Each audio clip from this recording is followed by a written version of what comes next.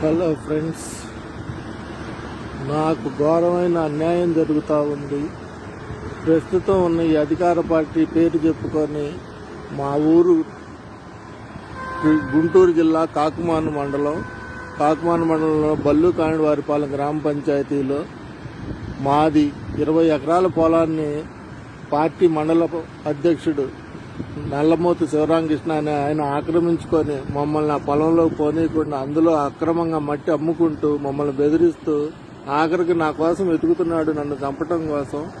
నాకు ఏదైనా గనక జరిగితే శివరామకృష్ణ అదే పూర్తి బాధ్యత. నా చావుకి కానీ నాకు ఎలాంటి నష్టం జరిగినా కానీ నా పొలాన్ని ఆక్రమించుకొని నన్ను అందులో కష్టపడి బతకనివ్వకుండా ఎలా అంటే అలా బెదిరించి నన్ను భయభ్రాంతులకు గురి చేస్తూ నన్ను ఎక్కడున్నానో కూడా నన్ను పట్టించుకోకుండా ఏం చేయాలో, ఎలా ఉంటావో, ఏందిరా ఎడ బతుకుతావో, నువ్వు ఎట్టుంటావో, పొలాన్ని వదులుకో, లేకపోతే వచ్చి అధికారికంగా సంతకాలు పెట్టేసి వదులుకుంటున్నానని చెప్పి నన్ను బెదిరిస్తూ ఉన్నాడండి. ప్రజలారా, మీ అందరికీ ఒకటే వేడుకుంటున్నా, ఇలాంటి అన్యాయాలు ఎవరికి జరగకూడదు. నాతోనే ఆఖరవ్వాలా, జరిగితే నాకు న్యాయం జరగాల, లేదంటే నాతోనే ఆఖరవ్వాలి.